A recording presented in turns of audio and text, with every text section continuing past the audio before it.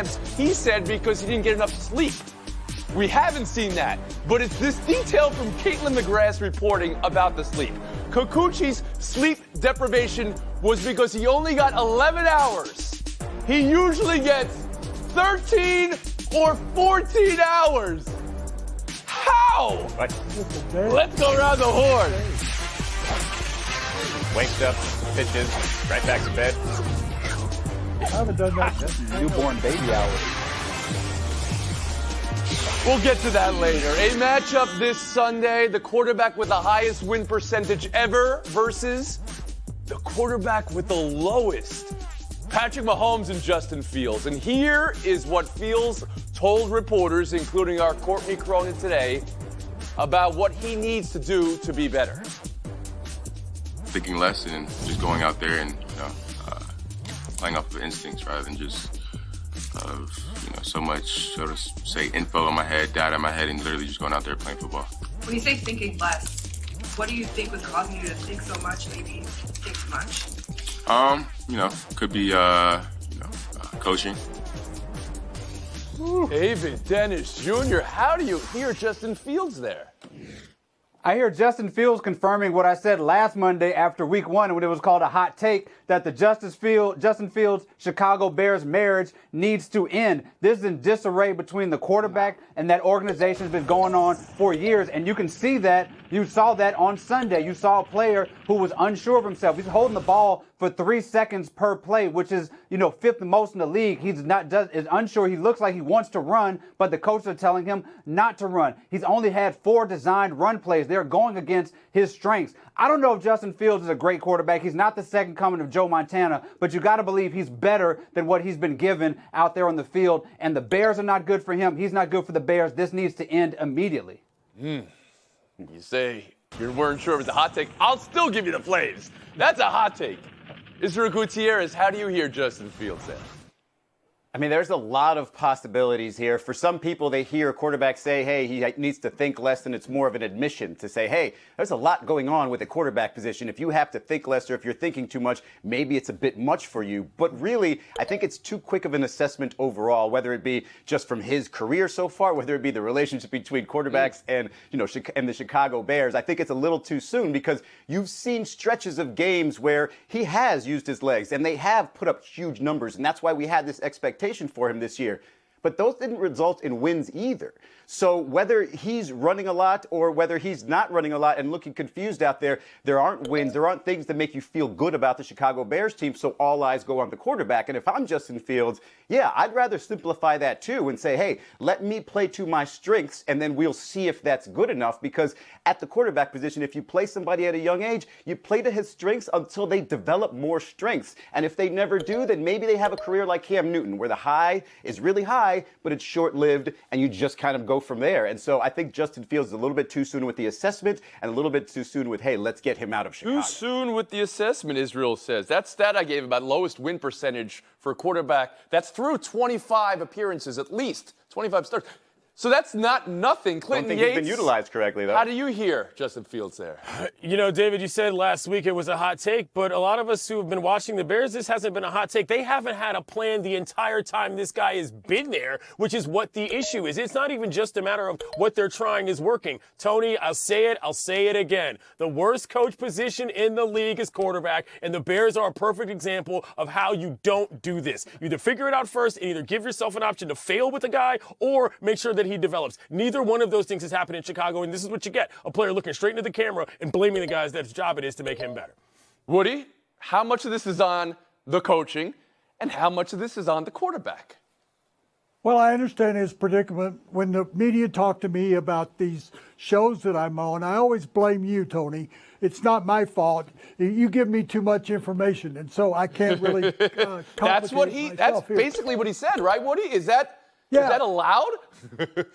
Yes, simplify it. Why don't you simplify it? Maybe he can't assimilate the information that you've given him all week long. Why don't you try that? I once said to Dan Reeves, the Denver Broncos coach, when he had a young quarterback named John Elway, I said, why don't you let him call the plays? And he tried it the next week, and they scored 3 points, and he came to me and said, what do you think of him calling the plays now?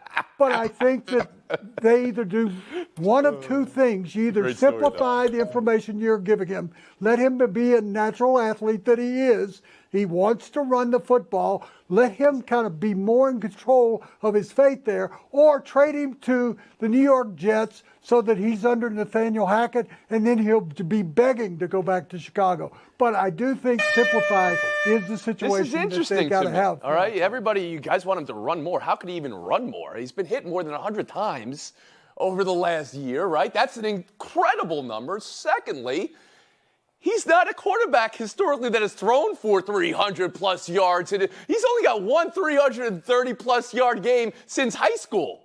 Patrick Mahomes, by comparison, has 60. Go ahead, David Dennis Jr.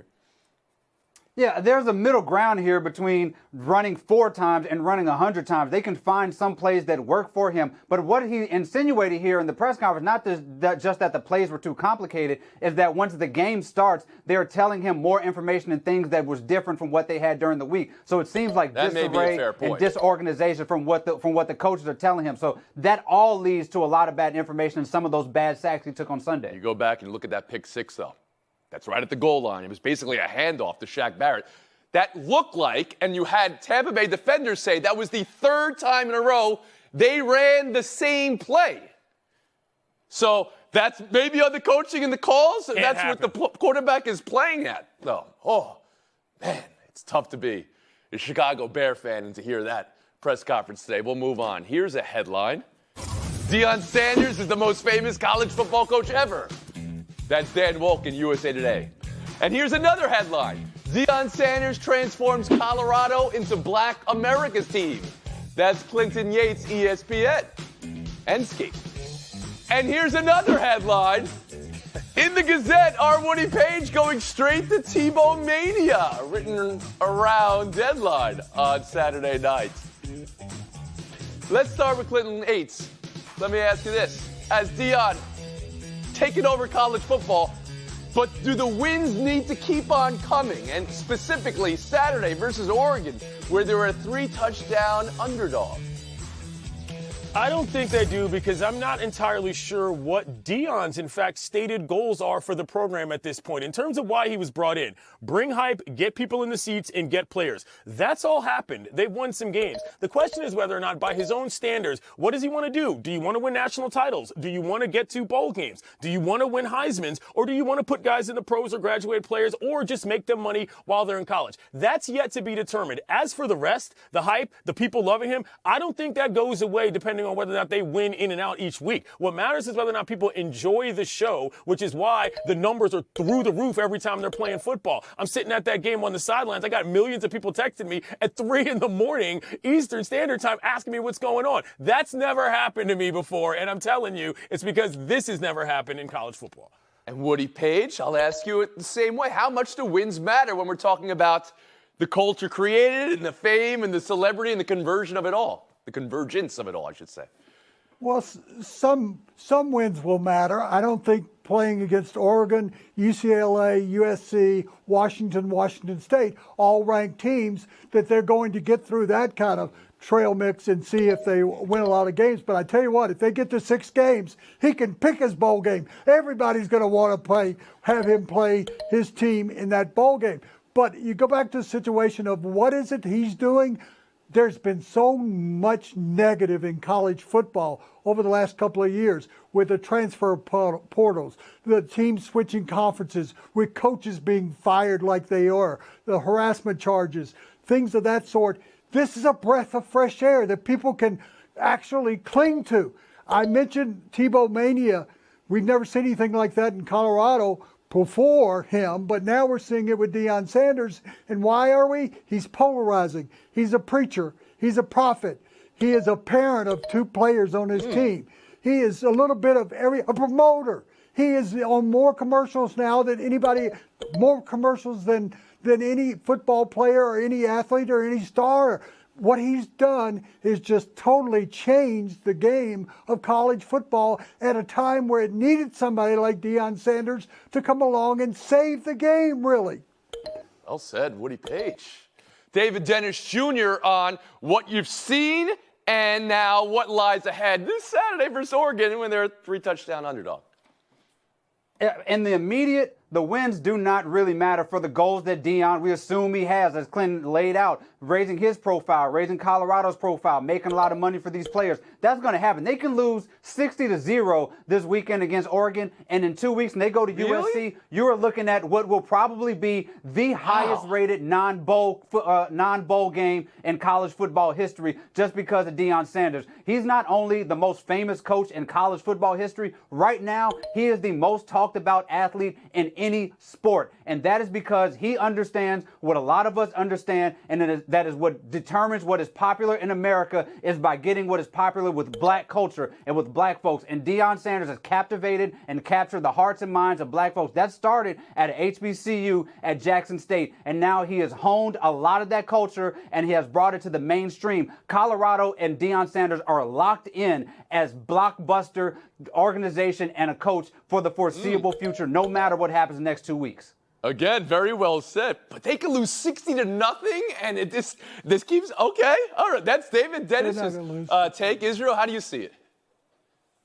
Here's the wins that matter to me. It was the first one against TCU and then maybe the second one against Nebraska because they showed it to us. Hey, we talked a big game. Look at what we did. We turned over the program and we're 2-0 now and we can talk our smack with anybody. And I think that's where you engaged everybody. That's where you learned, okay, this is legit. He has turned over this program. And not only do I not think this next win matters, I think it's kind of insulting because, again, we did see what has happened. We did see the turnaround. We've seen what he can do, what this team can do when healthy. I think even if they would have lost to Colorado State, you would have had people saying, well, Travis Hunter got hurt. And they probably would have been talking about Shedeur Sanders and how well he played even in an inability to come back. In this case, he did come back. We have seen him win 3 games. And frankly, I think it's further insulting to be 3-touchdown underdogs because, yes, they're a little small, but we've seen what they can do. We've seen what type of gamers they are. And I don't think they're going to lose by 3 touchdowns or by 60 points. So I'm not even going to answer that question because I don't think it's a possibility. Answer the question of who you got then on Saturday, Israel Gutierrez.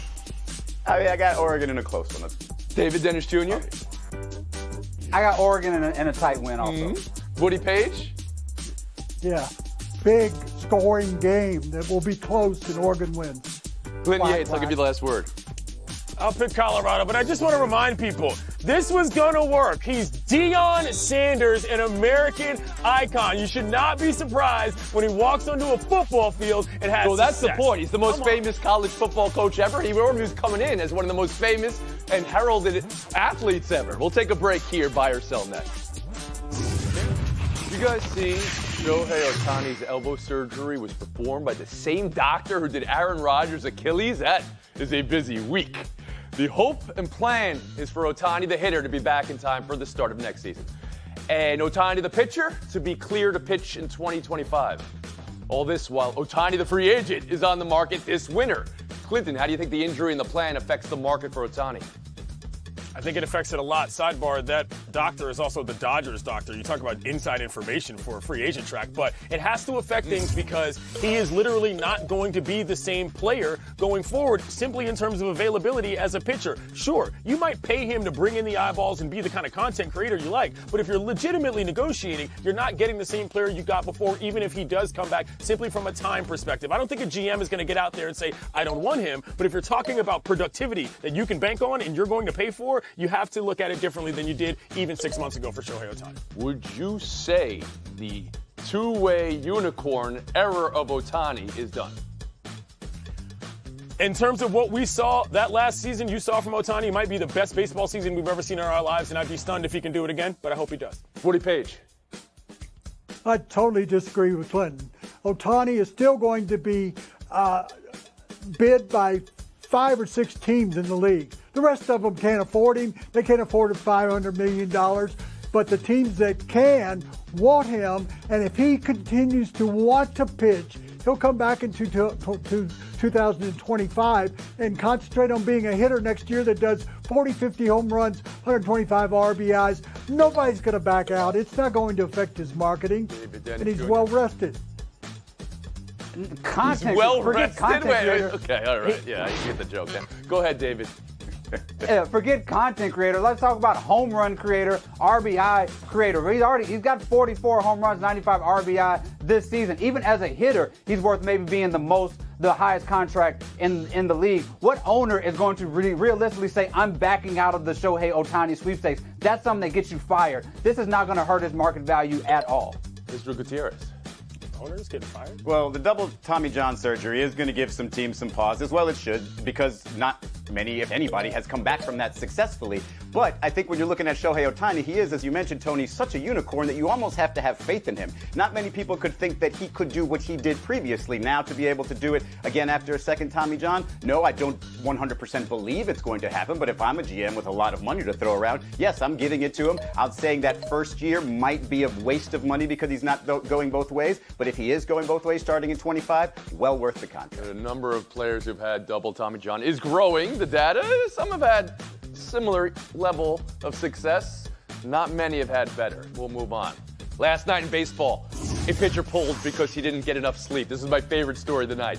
Yusei Kikuchi cramped. He said because he only slept 11 hours, not his preferred 13 or 14, Caitlin McGrath reported. How ridiculous is that? Also, though, Blake Snell, no-hitter through 7. He was pulled at 104 pitches. His season ERA down to 2.3. Opponent's batting average down to 181. Woody, is that your NL Cy Young? I made the decision last night. He is absolutely the Cy Young Award winner.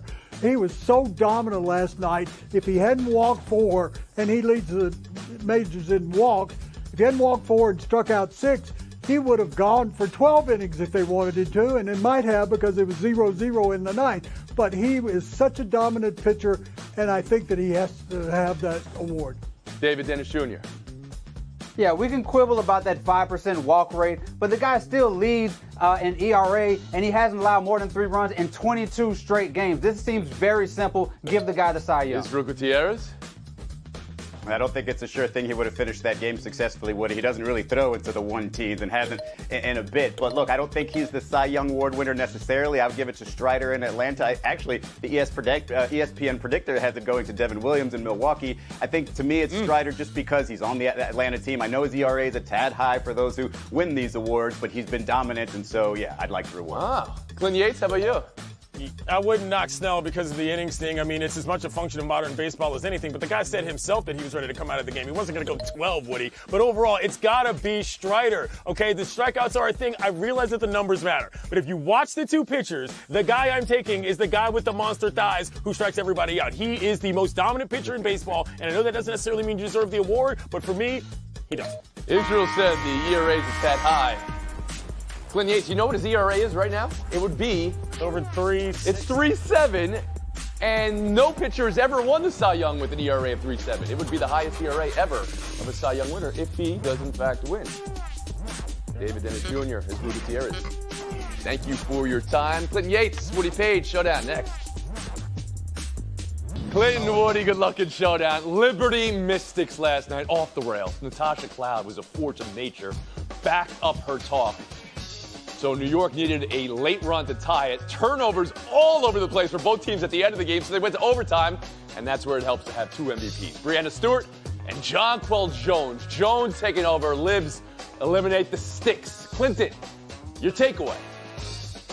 My takeaway is that Tosh had the game of her life, but the Liberty looks suspect. The Sticks could have won this in regulation. Ionescu missed 2 free throws late, even as 90-plus free throw shooter, but they couldn't convert. Ended up getting it back in overtime. Liberty, a little dicey. Woody Page? Clinton, no, the takeaway was Liberty, Liberty, Liberty. They had not won a playoff series since 2015, but I was hoping this would go back to Washington because it was such a good game. But I think we're going to see the Liberty and Las Vegas in the final. It was Liberty, really chippy. Liberty. Yeah, I think he was going for that. I appreciate Liberty, that. Liberty. Woody. A lot of mistakes at the last, missed free throws, turnovers at the end of regulation. That's how chippy and tight it was. We'll move on. Keeper goal in Champions League. Check it out. This was at the Embers as well for Lazio, and it saved a point. Provedel is the keeper, and look at his goal, and look at his reaction to the goal. Woody, what's the best part? Well, you're looking at his reaction. Look at the reaction of the other goalkeeper who's sitting there with his hands on his hips saying, he just beat me. It's only the second time in the history of the Champions League that they've ever actually been a goalkeeper making a goal that wasn't a penalty kick. Clinton. Provedel wears number 94. He was born in 94. He stands a meter at 94 centimeters tall, and his reaction to that was fantastic. He just run around and stood there because he didn't know what else to do because this never happens. What a great move. Woody Page, 30 seconds of FaceTime. Let's go around the horn. I loved watching the WNBA last night, and it reconfirmed my personal plea to everyone out there that the WNBA is going to expand to 14 teams from 12. The commissioner and a group came in to examine Denver's chances for being a place that should have a WNBA team. They have the world champions in men. Why not women too? And the thing about it is you got the perfect name for it, the Nuggets. And just think, guys, the Denver altitude will be a factor that's the way you in another sport league. All right, Woody Page. Altitude.